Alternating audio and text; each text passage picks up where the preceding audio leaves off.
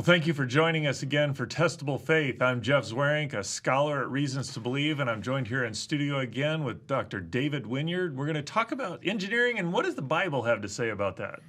David, good to have you back in the studio today. Good to be here.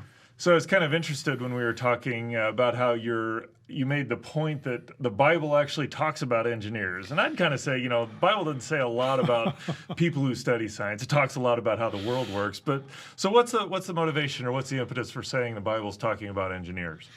Well, it is interesting that science and faith is such a big matter. But I'm trained as an engineer and I worked at that. So what does it say about that? So I noticed reading through the Bible, there are places where things are made, artifacts are made, the tabernacle and temple and those sorts of things. But I still didn't see engineering anywhere until I came across a King James version of the Bible in a PDF file. Mm-hmm. And I discovered, a nerd that I am, that the word engine appears in the King James Bible in two places. Really? So it's used in both cases to describe the kinds of machines that were used to throw things, catapults. Okay. And in 2 Chronicles 26, it's a very interesting discussion of these machines, these engines, and the cunning people that develops them. So give us a little bit of context, if you could. What's going on in 2 Chronicles where it's talking about this, and then what does it actually say about them? Sure. 2 Chronicles 26 is very interesting because it's talking about King Uzziah, who was one of the good kings, one of the best kings, and he did a lot of things to help his kingdom prosper and be secure. And at the end of that opening section, it talks about these cunning people that develop these machines to defend the city. So for military, for defensive purposes, they develop these things. And the term cunning is just the perfect adjective for an engineer. Engineers are sneaky people. We figure out how to do things that would not occur to other people. So sneaky and cunning kind of carry a little bit of mischievous, almost a little bit negative, but I don't think that's the term.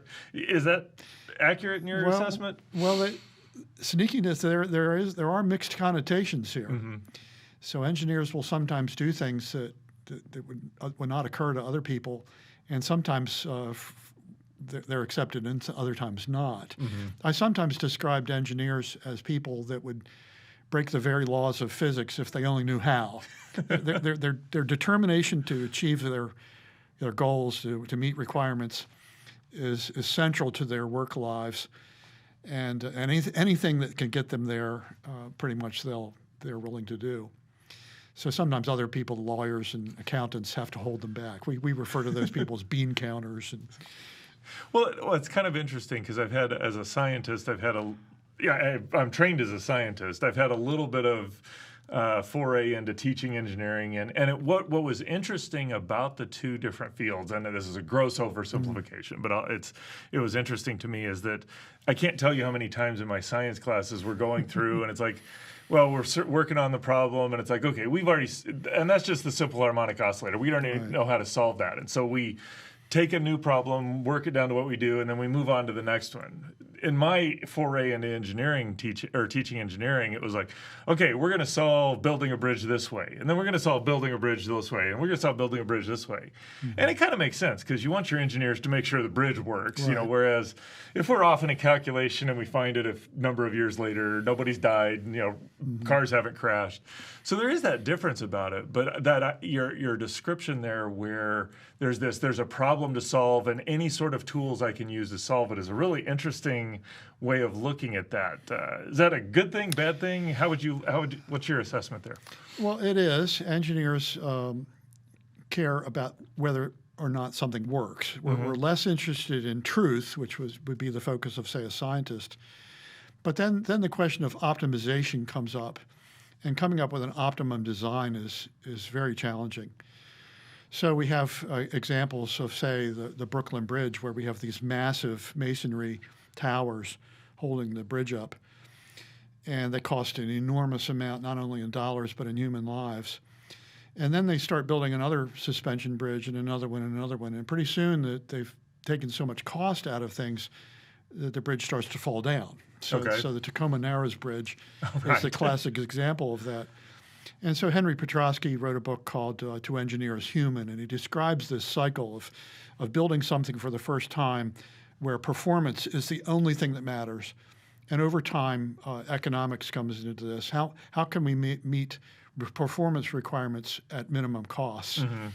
And sooner or later, somebody goes too far and the device fails or the bridge falls down. Or Well, it almost sounds like there's this engineering is good, but it needs some sort of framework to define, to put good boundaries is not the right term there, but to put what problems are we going to solve? Where are we going to be efficient here and not there?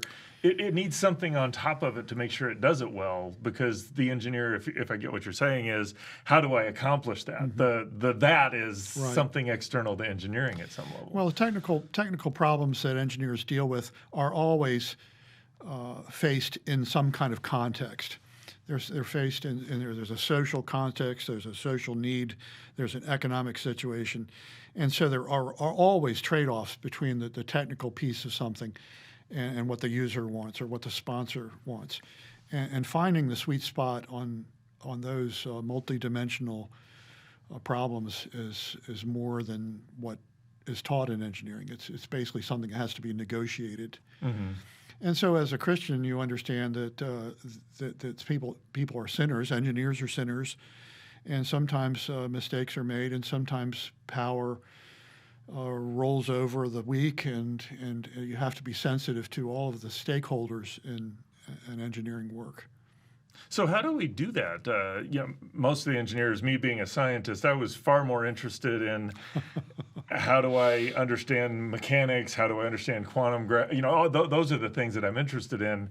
It does seem like there's this almost moral or ethical component that needs, or something else that goes in there. How as Christians do we do that, and how do we do that well as a technological civilization? Well, we struggle with that. When I graduated with my bachelor's degree in 1980, ethics was not a big piece of engineering education, but a series of engineering disasters, 3 Mile Island and the DC-10 debacle and on, led to an increase in ethics education as part of engineering, but we still don't have a very good handle on it.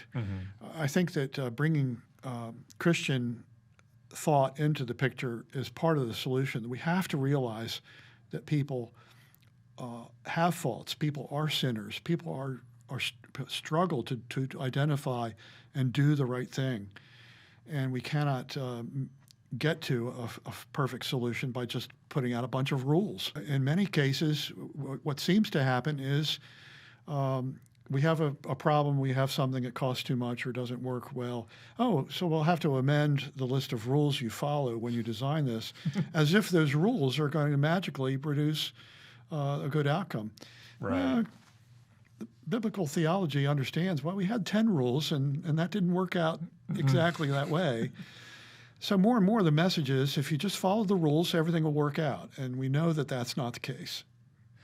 That's really interesting, because that seems to be what Jesus is talking about there. There's the 10 Commandments, the rules of everything. And people say, what are the rules? How do I follow? Right. And Jesus really says, love God with all you are and love your neighbor as yourself. And it seems like there's a lot of that in the engineering as well. It's like, is you're trying to honor God and being integrity, not lying, being honest in what you do, but also asking yourself the question, is this going to take care of me, and is it going to take care of the people around me, my neighbors? That goes a long way towards meeting those ethical components. Absolutely. Working for the U.S. Navy and Defense Logistics Agency, I was trained on the DoD acquisition policy, DoD 5000, and it's just lots and lots of things that program managers are supposed to do. And depending upon the budget, they may choose not to do some of those things, or may they just give them lip service. And unfortunately, there have been a lot of defense acquisition programs that haven't worked out very well.